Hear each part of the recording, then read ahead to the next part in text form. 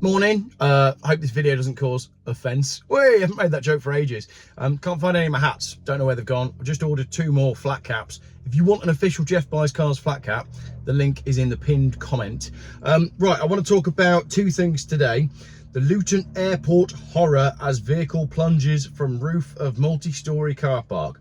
Right, the guy has now been discharged this morning, so he's okay. He did survive. I don't quite know how you managed to survive falling off a multi-storey car park roof. That's very lucky. But a lot of people have said to me, "Here, Geoff, do you know what kind of car it was?" And yeah, I do. It was a Volvo XC40 Recharge. It's an electrical one. It might be a hybrid, but basically it's once again a case of too much acceleration and too much weight. If the car didn't have that much acceleration, you must have pressed the wrong pedal or something, and then the car shot forward and it's gone through the barrier because it's so heavy. So that's that, basically. I'm pretty sure it was an electric Volvo. A vehicle is reported to have plunged from the roof of a multi-storey car park at Luton Airport.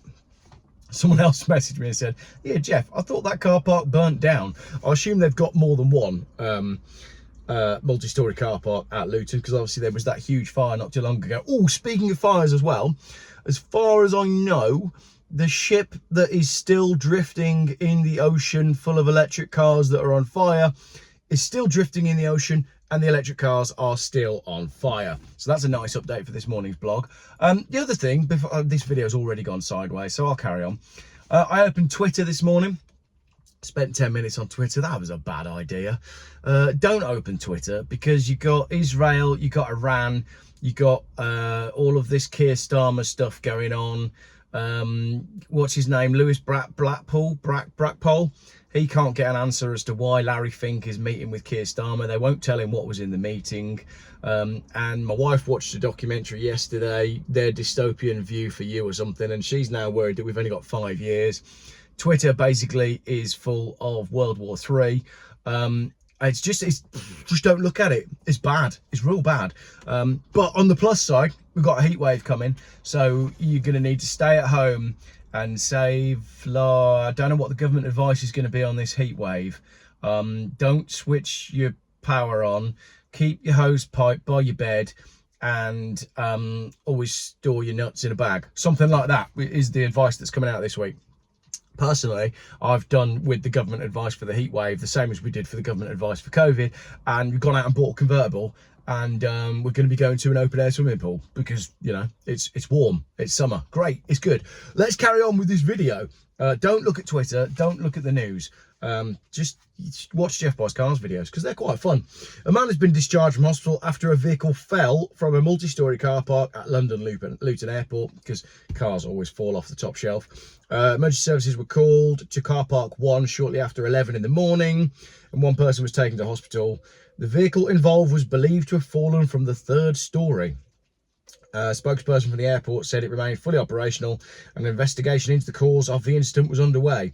You know, the cause of the incident is going to be slipped foot, isn't it? The guy it'll be a mobility car, motability car, and he will have slipped off the pedal and floored it and gone through the side of the multi-storey car park, which was made of Meccano to save money, and because it wasn't made of concrete, the Meccano just gave way. Or Lego Technic, maybe it's built of Lego Technic, and the car went straight through. So pretty lucky that no one's been injured. Should we get on to the fun part of the video? We're 4 minutes in, let's do it. Right, so basically they're investigating the cause of the accident, and the guy has been discharged from hospital. Now, that was on the Sun newspaper, or was it the Mirror? Doesn't matter. But, you know, you get like at the end of the article, you get like, "Oh, you might also like," and it's another real clickbaity headline, and you think, "Oh yeah, I do quite fancy reading that," and then you end up, you know, declining the cookies and accepting the newsletter and all the rest of it. Well, this one caught my eye. Nightmare. British couple's nightmare holiday from hell sparks vow to never leave the UK again. I mean, they had me at that headline. I had to find out what was going on. This is pretty funny. Alison Shah and her partner Richard Kay, no relation to Peter, were coming home from her 60th birthday trip to Bangkok and Thailand. When they got stuck in Dubai, their ordeal began.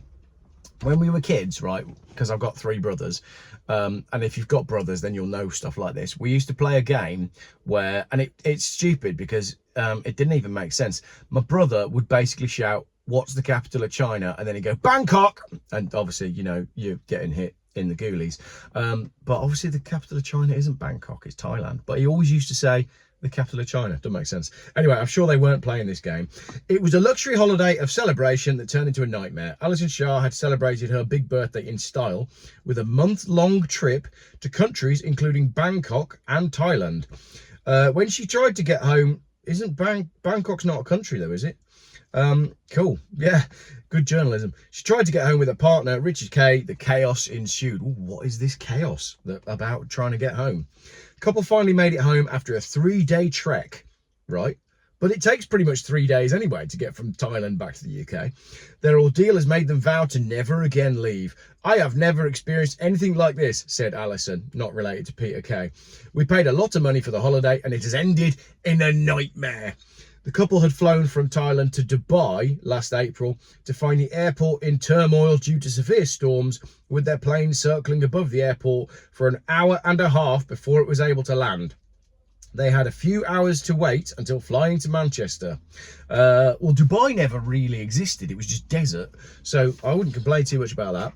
Finally, at 8 a.m, we started to board the plane. The plane was there, said Alison, no relation to Peter. We then sat for 2.5 hours in the holding area, waiting to get on the plane. Nobody was answering any questions and people were getting frantic. The couple's frustration peaked, they peaked, when they were informed of their flight had been cancelled. We were then told our flight was cancelled and we had to leave the airport, added the emergency control operator. We went back the following day and joined another queue for 7.5 hours. Right, this is the bit that I take gumption with. You're in Dubai. And despite all the bad stuff about Dubai, Dubai's an amazing place to be. It's got quite cheap accommodation because there's so damn much of it. So you can go on Airbnb and find accommodation in Dubai, right? And then you're sorted and you've got everything you need within walking distance. It's basically a 15-minute city with no crime. So what are you moaning about? You've extended your holiday. It's going to be great. After spending money on a hotel stay, the couple faced further uncertainty at the airport the next day when they were offered a flight to Manchester on April the 28th, 12 days after they were meant to head back home. We couldn't do that. We had to go to work. We'd already been out of the country for a month, Alison said. I asked if they could get us to another airport. If I could get near the UK, I could work it out. They got us a flight to Istanbul. And from there, they went on foot from Turkey up through Europe and they jumped on a little boat in Paris. No, not Paris. What's it called? Calais. They jumped on a little boat in Calais, landed back in the UK, and they got the hotel for free. I'm joking. It doesn't say that. Their ordeal wasn't over. Landing in Istanbul on April 19th, Alison and Richard were greeted with the news that their luggage had gone missing, meaning they had to buy clothes there. The couple then made their way from Istanbul to Dalaman, Turkey, where they had the teeth done, on Saturday in hopes of catching a flight to Manchester. We're pleased to be home, but really upset not to be able to give the grandchildren the gifts and open the cases and do what you normally do when you get home. Do what you normally do when you get home. When I get home, I usually walk in my house and go, hang on a minute, we haven't needed any of this shit the whole time we've been abroad. What do we need all this for? And why have we come back? I'd have loved to have got stuck in that experience. In fact, it's happened to me before. I was once trying to fly from the USA back to the UK, and I got to the gate to be told that they didn't have a seat for me. It was quite bizarre. So they said, oh, your luggage has gone on the plane, but you can't go on the plane. So we'll pay for a hotel for you for the night. Knock yourself out, go and have a great night. So I did. It was brilliant. And then I flew home the next day.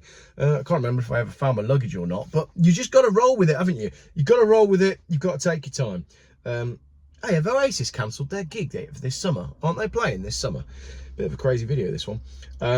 So basically, and then Emirates airline basically says the UAE experienced its highest rainfall in 75 years. Storm winds and torrential rain disrupted activities across the cities thanks to over-egging it on the geoengineering. No, it doesn't say that either. And Emirates say our response has been far from perfect, and they basically said it was all their fault. We flew with Emirates and it was absolutely fantastic. So there you go. A guy driving off the roof of a multi-storey car park in his Volvo that was probably electric, and two people that really should learn to roll with the punches a little bit better. Let me know what your worst holiday experience was. Let me know how you react when you have a delayed flight, because there's certain things that are not in your control. You can't control the plane. Unless apparently you've had a few weeks of flying lessons and are only flying one way. But that's a conspiracy theory for another day. Terrible video to kick off the week on a Monday morning, but we're going to do fun content all week. Even if we're dealing with serious subjects, we're going to make it fun as the world falls apart around us. We'll call it Geoff's World War III special, and I might find a new hat. Thanks for watching.